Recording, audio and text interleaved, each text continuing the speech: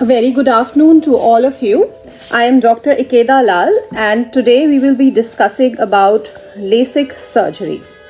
So we will be talking about the indications for LASIK surgery and what all tests we need to do, and we will also clear whatever doubts you have regarding the surgery.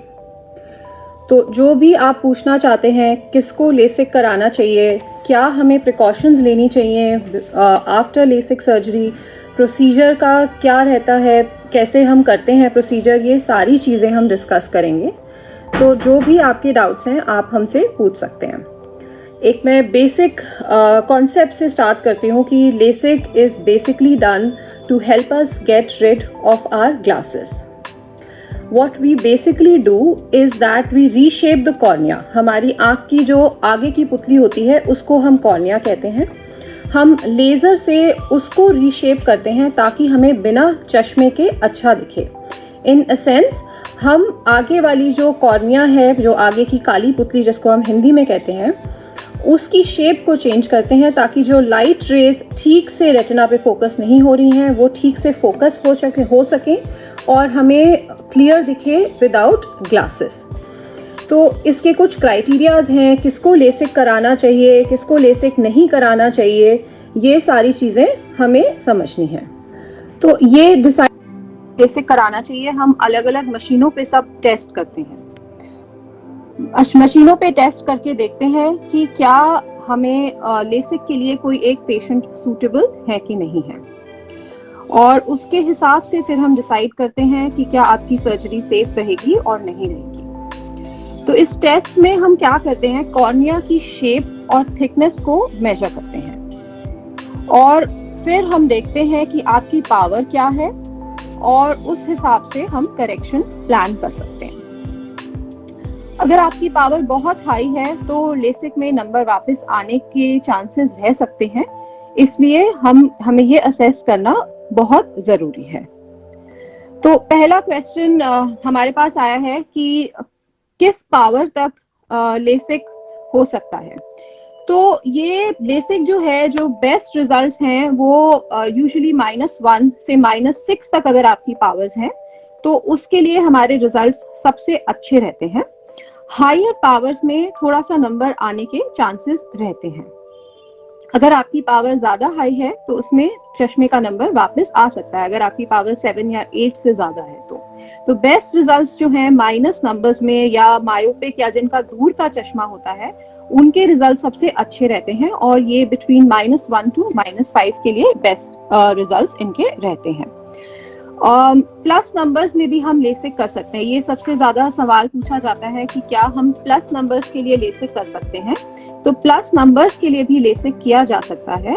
अगर plus number बहुत ज्यादा है या जिनको पास का कम दिखता है, अगर उनका नंबर बहुत ज्यादा है तो उनके केस में हमें ये रहता है कि नंबर वापस आने के फिर से चांसेस रहते हैं.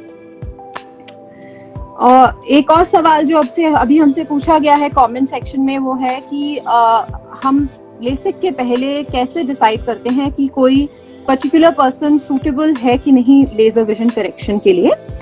तो इसके लिए डिसाइड करने के लिए हमें मशीनों पे जो हम टेस्ट करते हैं, जिसके बारे में मैं बात कर रही थी, कि हम जो टेस्ट करते हैं हम एक ये देखते हैं कि आपको प्री एग्जिस्टिंग ड्राइनेस तो नहीं है, क्या उसकी वजह से कोई प्रॉब्लम आ सकती है आपको लेजर विजन करेक्शन के बाद.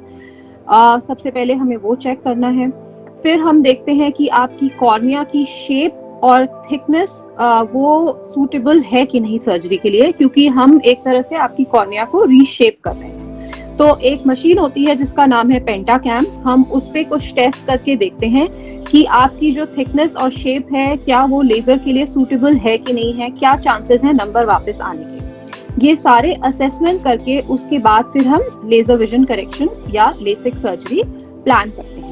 हम आपकी प्यूपिल का साइज, मतलब जो आपकी पुतली है उसका साइज भी मेजर करते हैं, ये देखने के लिए कि क्या आपको लेजर के बाद ग्लेयर हेलोस की प्रॉब्लम होने के चांसेस तो नहीं है. हमें क्या जोन रखना चाहिए, जो ट्रीटमेंट जोन है वो डिटरमिन होता है कि कितना हमें ट्रीटमेंट जोन रखना चाहिए ताकि हम आपको ये प्रॉब्लम बाद में नहीं आए.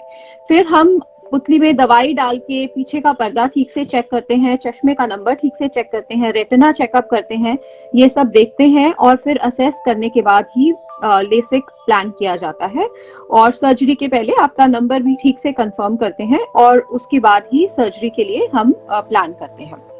तो ये सारे हमारे प्री ऑपरेटिव टेस्ट हैं जो कि हमें करने होते हैं। फिर एक सवाल पूछा है अभी कि क्या डिफरेंट टाइप्स ऑफ लेसिक हैं, हमें उसमें आई लेसिक या ब्लेड फ्री लेसिक में और माइक्रोकेरेटोम लेसिक में क्या डिफरेंस है।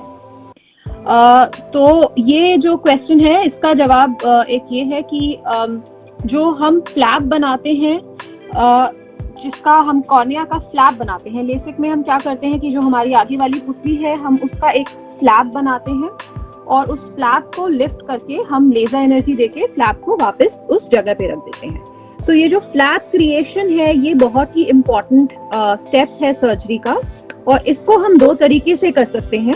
या तो हम इसको एक तरह का माइक्रोकेरेटोम, जो कि हम नॉर्मल लैंग्वेज में ब्लेड समझते हैं लेकिन एक ही बहुत ही सोफिस्टिकेटेड मशीन है, हम उससे लेजर से फ्लैप बना सकते हैं, फ्लैप को लिफ्ट करके और फिर पावर करेक्ट करते हैं। या हम इस फ्लैप को लेजर से भी बना सकते हैं जिसको आई लेसिक या ब्लेड फ्री लेसिक कहते हैं। और लेजर से फ्लैप बनाने के एडवांटेजेस ये हैं कि ये flap through out same thickness का बनता है, यूनिफॉर्म प्लेनर फ्लैप बनता है, लेजर कट्स आर फाइनर इसलिए हीलिंग बेटर होती है, स्ट्रेंथ फ्लैप की बेटर होती है and laser is a much more sophisticated system इसलिए उसमें सेफ्टी ज्यादा है। तो ये एडवांटेजेस हैं ब्लेड फ्री लेसिक या आई लेसिक कराने के ओवर अ माइक्रोकेरेटोम लेसिक। लेकिन मैं ये कहना चाहूंगी इवेंचुअल विजुअल आउटकम में डिफरेंस नहीं पड़ता है हम जो भी तरह का लेसिक कराएं। एक और क्वेश्चन पूछा गया है, is it mandatory that the number must be stable before LASIK? Yes, the number should be stable, that's why we have a age criteria. So LASIK should not be done for anybody who is less than 18 years of age, क्योंकि 18 के पहले usually हमारा number stable नहीं रहता है, 18 के बाद ही usually number stable रहता है। 18 से 21 के बीच में मोस्टली लोगों का नंबर स्टेबल हो जाता है।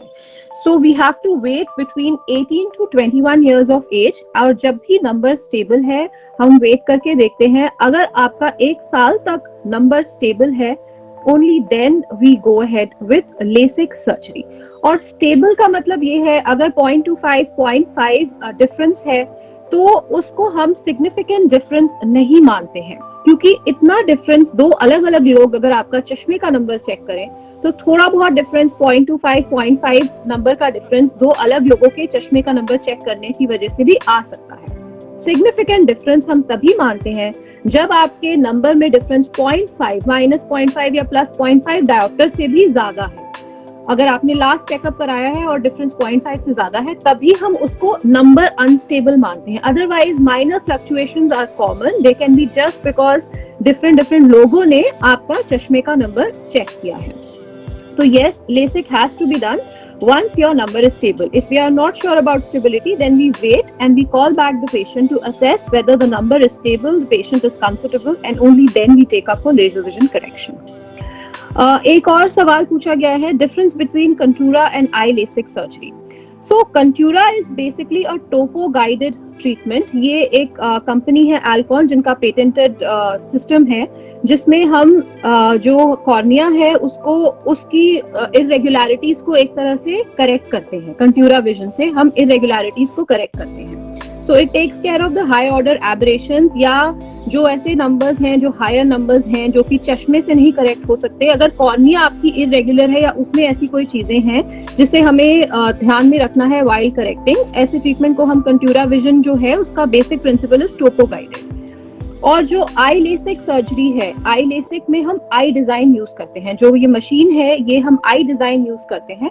ये AMO कंपनी का पेटेंटेड सॉफ्टवेयर है और which has been taken over by Johnson and Johnson. इसमें हम सिर्फ कॉर्निया का नहीं, ओवरऑल पूरी आई की high order aberrations. High order aberrations का मतलब है ऐसे नंबर्स जो कि हम चश्मे से मेजर नहीं कर सकते, हमें उसके लिए एक स्पेशल मशीन के लिए मेजर करना पड़ता है। मतलब कुछ प्लस माइनस सिलिंड्रिकल स्फेरिकल जो हम चश्मे से मेजर कर सकते हैं, उसके अलावा हमारी आंख में कुछ ऐसे नंबर्स रहते हैं जो कि चश्मे से मेजर नहीं किए जाते। जब हम इनको भी साथ में करेक्ट करते हैं तो विजुअल क्वालिटी थोड़ी सी बेटर होती है। इसको हम कस्टमाइज्ड ट्रीटमेंट कहते हैं। और जो आई लेसिक है उसमें हम कस्टमाइज ट्रीटमेंट करते हैं using the I design machine which corrects all the aberrations from the cornea to retina. So if you don't have an abnormal cornea, then the visual quality, there will be no difference, and there are a lot of studies which prove this, that eventual visual quality will not have a difference if you have a normal cornea, whether you go for contura vision or eye LASIK. It is only helpful for patients who have keratoconus or have corneal irregularities. So that is important for us to understand. So one more question we have, is there any limitation of power if I have +6? Yes. So there is a limitation of power, especially जब हम plus numbers की बात करते हैं. Plus numbers में जो machine का जो सॉफ्टवेयर है या FDA अप्रूव्ड है वो +6 तक अप्रूव्ड है, लेकिन जब भी हम +3 से ज्यादा करेक्ट करते हैं तो चश्मे का नंबर वापस आने के चांसेस ज्यादा रहते हैं. So we have to look at other options. +3 या +4 से अगर आपका ज्यादा नंबर है तो we must explore other options also which might be suitable for you. But yes, we have corrected till +6 and we've had good results. If everything else is perfectly fine, we can correct even till +6. And in minus numbers, again, it depends on the topography and all the pentacam. We have corrected till -9, but whenever we correct more than -7, number वापस आने के या technically हम regression बोलते हैं, उसके chances रहते हैं, and ICL might be a better option for these patients rather than doing a LASIK surgery. So yes, there can be limitations of power. The third power that we have is astigmatism, मतलब cylindrical number. Cylindrical number भी जो approval है और जो company जितना हम correct कर सकते हैं maximum, that is 6 diopters. So cylindrical numbers can be corrected. Lot of patients ask me कि मेरा सिर्फ cylindrical number है, क्या हम LASIK करा सकते हैं?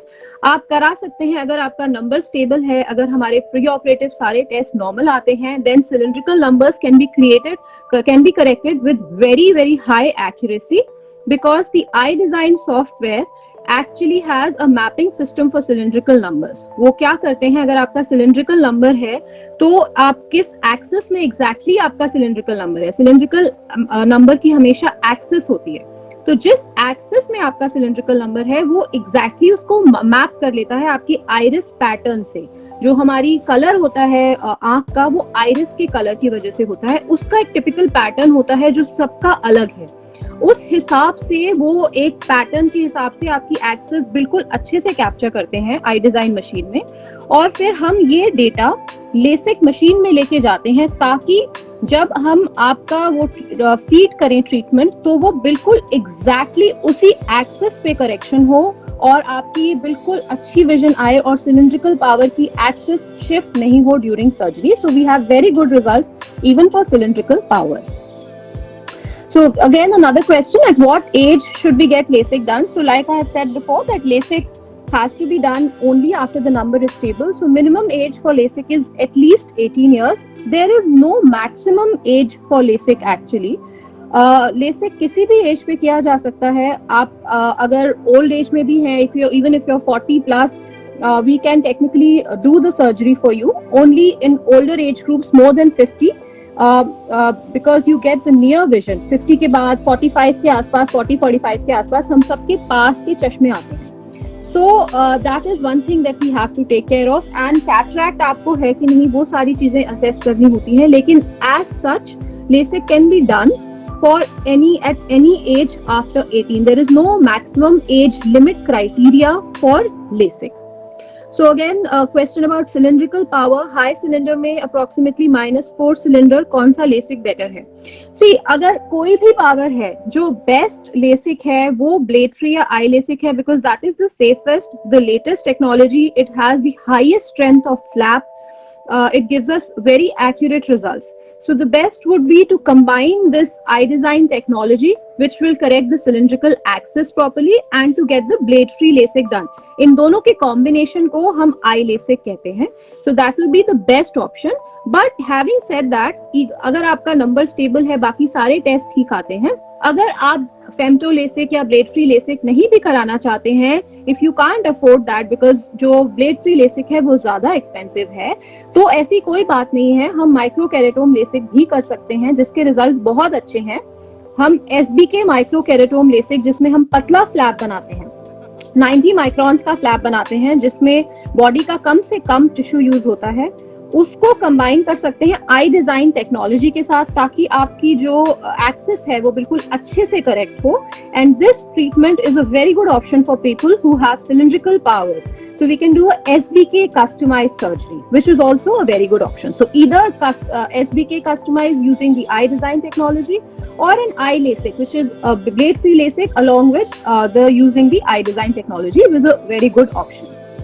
So I have another question: which machinery do you use in your lab? So in our OT, we have the eye design machine for assessment of the high order aberrations.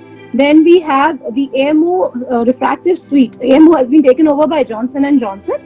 We have the refractive suite by them.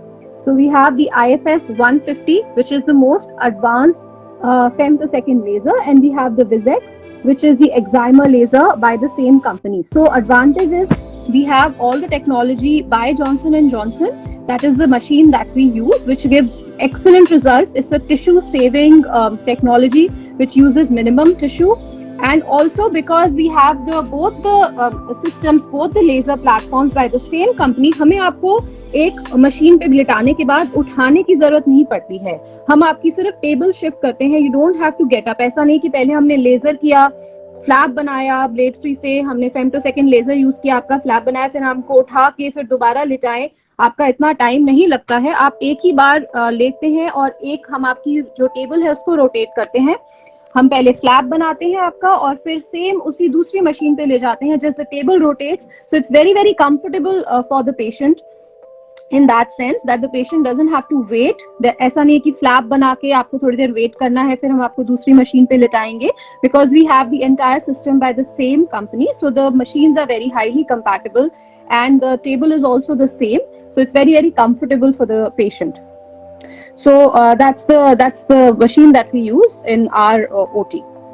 So next question has been, what will be the recovery time after the surgery? So LASIK is actually a very rewarding surgery. जहाँ तक कि हम visual clarity की बात करते हैं, vision हमारा जो clear हो जाता है LASIK के बाद, वो actually 24 hours में ही काफी vision clear हो जाता है. जैसे अगर हमने आज सर्जरी की तो आप कल मॉर्निंग में जब आप उठेंगे तो आपको काफी अच्छा दिखेगा. 90 to 95% of the visual recovery takes place in within 24 hours and 1 week लगते हैं properly अच्छे से settle होने में, and the recovery is actually very fast. Only the precautions after surgery are that you shouldn't rub your eyes vigorously for 1 week after the surgery, and you shouldn't splash direct water into your eyes for 1 week after the surgery. Those are the main 2 things that you have to remember. Of course, we give you eye drops after the procedure. So main restriction is only actually on the day of surgery where you're supposed to go and rest, and that day is a little uncomfortable. You might feel like something has been done to your eyes. The vision is going to be a little blurry. So the day of the procedure, उस दिन आप घर जाके सिर्फ खाना खा के सोएं. Next day onwards, patients feel much better. Vision भी काफी clear हो जाता है. जलन चुभन पानी काफी हद तक ठीक हो जाता है. They can actually resume a little bit of their activities, and after 1 week they are completely and properly healed, and they can definitely get back to their work. A lot of my patients get back to the work the next day itself, or if they want to take a longer rest, if they are uncomfortable, they can wait for 2-3 days. And screen time also we have to slowly increase. ये जब भी मुझसे patients पूछते हैं कि हम computer पे काम कम कर सकते हैं, तो मैं उनको ये बोलती हूँ, इस चीज के बेस्ट जज आप हैं. आप 2-3 दिन बाद देखिए आप कैसा कंफर्टेबल फील कर रहे हैं. 10 मिनट 15 मिनट पहले काम करके देखिए. अगर आपको लगता है कि नहीं मुझे स्ट्रेन पड़ रहा है, मुझे थकान लग रही है, तो आप थोड़ा सा रेस्ट लेके फिर दोबारा करिए. धीरे build it up. Don't suddenly go and sit on the system for 6 hours 10 hours, then you will definitely feel uncomfortable. Give yourself time to heal and get back into the routine. So start with lesser time, take few breaks, and then slowly you will be the best judge to understand when you are feeling comfortable and you can get back to work. So most patients get back to work within 2-3 days. Some people, if they are more sensitive, they have pre-existing dryness, issues like that, maximum 1 week. So 2-3 days of 2 days of avoiding the screens, or in fact just the day of surgery avoiding the screen is good enough for most patients. So that's one more thing interesting for us to note and to talk about. Another thing is that eyes look a little red after the procedure, जो कि बिल्कुल normal है. हम जब आपका flap बनाते हैं, cornea का जब फ्लैप बनाते हैं, we don't want the eyeball to move at all, तो हम थोड़ा सा वैक्यूम या थोड़ा सा प्रेशर लगाते हैं, जिसकी वजह से एक थोड़ी सी ब्रूजिंग होती है आईज में। जैसे अगर आपकी स्किन में भी हम कहीं प्रेशर लगाएं तो थोड़ा सा ब्रूज हो जाता है, वैसे आंख के बाहर वाले कोट में थोड़ा ब्रूज होता है, जिसको हम टेक्निकल लैंग्वेज में सब कंजंक्टिवल हेमरेज कहते हैं, जो कि बिल्कुल नॉर्मल है, उसमें कोई घबराने वाली बात नहीं है किसी भी तरह से। वो 2-3 हफ्ते में पूरा अच्छी तरह से अब्सॉर्ब हो जाता है। और कुछ लोगों को बिल्कुल ब्रूजिंग नहीं होती, कुछ लोगों को रेडनेस ज्यादा नहीं होती, कुछ लोगों को ज्यादा हो सकती है, लेकिन इसमें किसी भी तरह से there is nothing to be worried about. Only thing you should know is that people can know, अगर आपकी आंख थोड़ी ज्यादा लाल है तो लोगों को पता चल सकता है कि हाँ आपकी आंख में कुछ किया गया है। That is the only main thing that you have to know about. फिर एक क्वेश्चन है जो कि अगर हम लेसिक के लिए सूटेबल नहीं है तो हमारे लिए क्या ऑप्शंस हैं। तो एक और बहुत अच्छी सर्जरी है जिसको हम एडवांस सरफेस एब्लेशन या पीआरके कहते हैं, जिसमें हम फ्लैप नहीं बनाते हैं। हम जैसे लेसिक में फ्लैप बना के फिर आपकी पावर करेक्ट करते हैं, तो लेसिक का एडवांटेज ये है कि फ्लैप के अंदर आपका सारा ट्रीटमेंट सैंडविच्ड है। जो हमने आपका कॉर्निया का फ्लैप क्रिएट किया है, उसको लिफ्ट करके ट्रीटमेंट दिया है, वो सारा ट्रीटमेंट फ्लैप के अंदर सैंडविच्ड है, इसलिए पेशेंट की रिकवरी बहुत फास्ट होती है और पेन नहीं होता है। लेकिन जहां पे हमें टिश्यू सेव करना है, अगर आपकी कॉर्निया थिन है, अगर आपकी थिकनेस एडिक्वेट नहीं है और हमें टिश्यू सेव करना है, तो हम ऐसे केसेस में डायरेक्टली सरफेस पे लेजर एनर्जी देते हैं, ऊपर वाली लेयर को हटाते हैं जिसको हम एपिथेलियम कहते हैं, और डायरेक्टली फ्लैप नहीं बनाते, लेजर एनर्जी सरफेस पे देते हैं, इसलिए हम इसको एडवांस सरफेस एब्लेशन या फोटो रिफ्रैक्टिव केरेटेक्टमी या पीआरके सर्जरी कहते हैं। इसके रिजल्ट्स भी बहुत अच्छे हैं और इसमें सिर्फ इतना ध्यान रखना है, क्योंकि हम सरफेस पे लेजर एनर्जी दे रहे हैं तो हीलिंग में थोड़ा टाइम लगता है। डायरेक्टली आपकी जो ट्रीटमेंट जोन है या रॉ सरफेस है वो एनवायरनमेंट को एक्सपोज्ड है, इसलिए थोड़े सा 2-3 दिन हल्की जलन चुभन पानी आता है, थोड़ा बहुत पेन हो सकता है। उसको हम रिलीव करने के लिए एक स्पेशल लेंस या बैंडेज, कॉन्टेक्ट लेंस आंख के ऊपर लगाते हैं, आपको ड्रॉप्स देते हैं, टैबलेट्स देते हैं ताकि आप कंफर्टेबल रहें। और फिर ये जो हीलिंग के लिए स्पेशल लेंस लगाया गया है या बैंडेज कॉन्टेक्ट लेंस उसको कहते हैं, उसको हम 4-5 दिन में निकाल देते हैं और फिर धीरे धीरे विजन रिकवर होता चला जाता है। तो पीआरके में विजुअल रिकवरी में टाइम ज्यादा लगता है, 1 महीना करीब टाइम लग जाता है। लेसिक में ये विजुअल रिकवरी बहुत फास्ट होती है, लेकिन अगर हम 2 महीने बाद पीआरके के पेशेंट्स या लेसिक पेशेंट्स को देखें तो इवेंचुअल विजुअल आउटकम, जो आपकी फाइनल नजर है, उसमें कोई डिफरेंस नहीं होता है। तो in a nutshell, PRK is a very good surgery. It just takes a little longer for the vision to recover as compared to LASIK, but it is a boon for patients who are not suitable for LASIK surgery. So this is one more very good option if LASIK is not possible for you. And the other good option, अगर LASIK के लिए आप suitable नहीं है, आपकी power high है, या आप PRK के लिए भी suitable नहीं है क्योंकि आपकी corneal thickness कम है, तो ICL सर्जरी कर सकते हैं, जिसमें हम कस्टमाइज करके आंख के अंदर लेंस फिट कर देते हैं जिससे कि आपकी पावर करेक्ट हो जाए। तो वही सेम क्वेश्चन है, what is the time after LASIK recovery, जो कि मैंने जस्ट डिस्कस किया है कि hardly it takes for vision to recover. नजर साफ होने के लिए 1 ही दिन में काफी लोग हद तक नजर साफ हो जाती है, 90 to 95% नजर 1 ही दिन में साफ हो जाती है। तो visual recovery is very very fast in that sense, और जो रिस्ट्रिक्शंस हैं वो 1 वीक तक हैं। तो वो दोनों चीजें आपको याद रखनी है। और हम आपकी जो विजिट्स हैं, काफी लोग हमसे पूछते हैं कि हम बाहर से आ रहे हैं, हमें फॉलोअप के लिए कब आना है, उस हिसाब से हमें सर्जरी प्लान करनी है। तो मैं आपको जो रिक्वेस्ट करूंगी कि जो लेसिक के लिए टाइम रखना है, एक बार आप चेकअप के लिए आए, पहले एक विजिट प्लान करें जब आपका हम प्रॉपर चेकअप करेंगे, आंख का पीछे का पर्दा चेक करेंगे, सब कुछ चेक करेंगे अच्छे से, फिर हम आपको सर्जरी की डेट देंगे, फिर सर्जरी वाले दिन आपका प्रोसीजर होगा, फिर आपको घर भेजेंगे, नेक्स्ट डे आपको जरूर चेक करेंगे। इतना मिनिमम टाइम हमें चाहिए ताकि हम एक आपको नेक्स्ट डे फॉलोअप के लिए, या नेक्स्ट डे आप देख लें कि आपका विजन क्लियर है, आपका प्रेशर ठीक है, आप कंफर्टेबल हैं, सारी चीजें ठीक हैं। अगर पॉसिबल हो तो 3-4 दिन बाद या 1 हफ्ते बाद एक और चेकअप हम कर सकते हैं, just to make sure that everything is okay. So that is the time that you should plan for this surgery. एक और क्वेश्चन आया, in any case surgery can be done to the patient, any patient with any disability. So patient with disability in the sense कि अगर उनकी कोई और systemic problem है तो हम सिस्टमिक प्रॉब्लम के लिए क्या प्रॉब्लम है वो हमें देखना है। कोई अंडरलाइंग इम्प्लीकेशन तो नहीं है कि हमें प्रॉब्लम हो, हम लेसिक ना कर पाए, उस वजह से हमें देखना है। जैसे अगर रूमेटॉइड आर्थराइटिस है, ड्राइनेस तो नहीं है आईज में, डायबिटीज अगर है पेशेंट को, ये सारी चीजें हमें चेक करनी है। अगर डायबिटीज है और डायबिटिक रेटिनोपैथी है तो हम नहीं कर सकते ये सर्जरी, लेकिन अगर डायबिटीज है, पीछे का पर्दा ठीक है, तो ये सर्जरी की जा सकती है। Glaucoma is again a relative contraindication. तो ये सारी चीजें, सिस्टम में क्या प्रॉब्लम है वो सब चीजें हमें देखनी होती है। अगर हम कॉन्ट्राइंडिकेशन की बात करें, मतलब कौन लोग लेसिक सर्जरी नहीं करा सकते, अगर आपकी आईज बहुत ज्यादा ड्राई है, अगर आपकी आंखों में बहुत ज्यादा सूखापन है तो आप ये ऑपरेशन नहीं कराएं। बहुत ही ज्यादा अगर ड्राइनेस है, मतलब सिवियर ड्राइनेस, अगर जैसे आप रूमेटॉइड आर्थराइटिस के पेशेंट हैं, आपको बहुत ज्यादा सूखापन है, बिल्कुल पानी आंख में नहीं बनता है, एक्सट्रीमली सूखापन है, तो आप ये सर्जरी नहीं कराएं। अगर आप प्रेग्नेंट हैं तो आप प्रेगनेंसी के टाइम पे ये सर्जरी नहीं कराएं, क्योंकि उस टाइम पे हार्मोनल वेरिएशंस होते हैं, तो ये सर्जरी नहीं करनी चाहिए। अगर आप केरेटोकोनस के पेशेंट हैं तो आपको ये सर्जरी नहीं करानी चाहिए। तो ये सब कुछ कॉमन कॉन्ट्राइंडिकेशंस हम मान सकते हैं, जिसमें कि हम पेशेंट को एडवाइस करते हैं कि probably this is not the best surgery for you. अगर एक और क्वेश्चन पूछा गया है हमसे कि ड्राइनेस अगर है तो हमें क्या करना चाहिए। तो अगर आपकी आंख में प्री एग्जिस्टिंग ड्राइनेस है, हम उसको पहले से ट्रीट करते हैं। ऐसे पेशेंट्स बहुत ही कम होते हैं जिनको बहुत सिवियर ड्राइनेस हो, उसके रीजंस होते हैं। अगर किसी पेशेंट को बहुत ज्यादा ड्राइनेस है, लेकिन अगर आपको माइल्ड ड्राइनेस है तो पहले हम ड्राइनेस को पहले से ही ट्रीट करना स्टार्ट करते हैं। और अगर आपको पहले से ड्राइनेस नहीं है, सर्जरी के बाद होती है, तो वो धीरे धीरे बेटर होती चली जाती है। उसके लिए हम आपका ट्रीटमेंट, आपको ड्रॉप्स प्रिस्क्राइब करते हैं, लुब्रिकेंट आई ड्रॉप्स और कुछ एंटी इंफ्लेमेटरी ड्रॉप्स दी जा सकती हैं स्पेशल केस सिनारियोज में, जो कि हम सर्जरी के बाद देते हैं।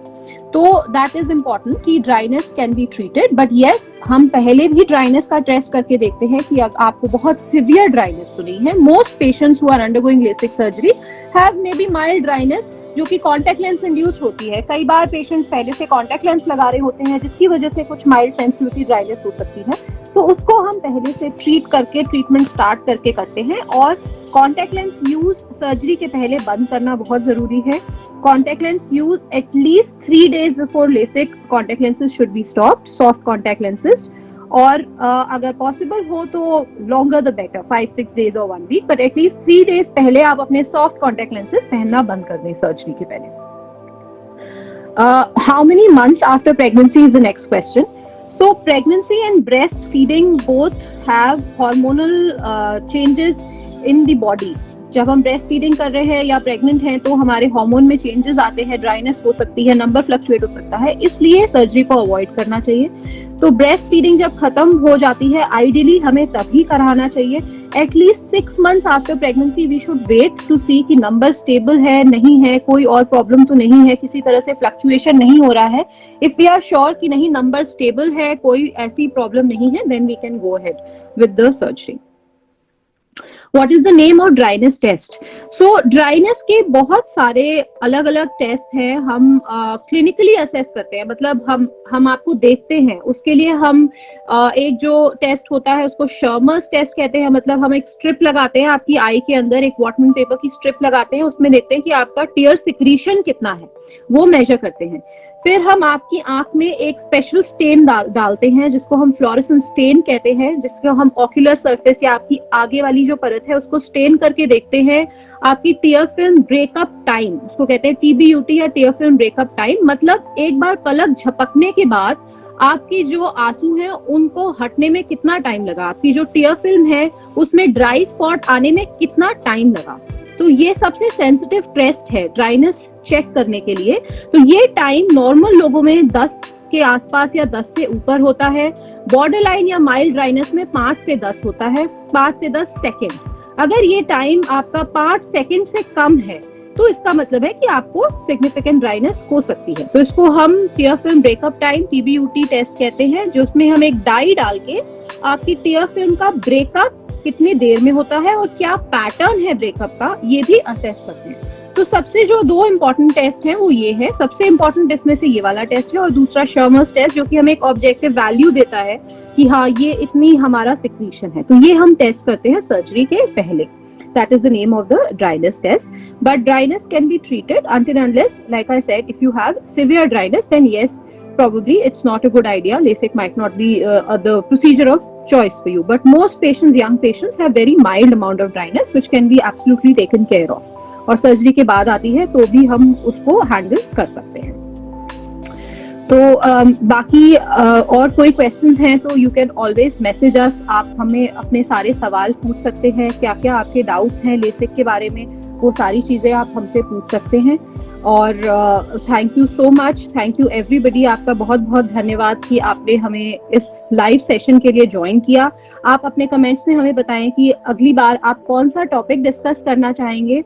So I am a cornea and refractive surgeon. I do cornea surgeries, cataract surgeries and refractive surgeries. मतलब आगे वाली पुतली की surgeries, चश्मे हटाने वाले नंबर की surgeries और हम cataract surgeries. This is my specialty. तो हम ICL surgery discuss कर सकते हैं, हम cornea के procedures discuss कर सकते हैं, cataract surgeries discuss कर सकते हैं future में. So thank you all very much once again for all your support and all your comments and a wonderful discussion. Thank you for joining. This is Dr. Ikeda and bye till I see you next time. Thank you so much.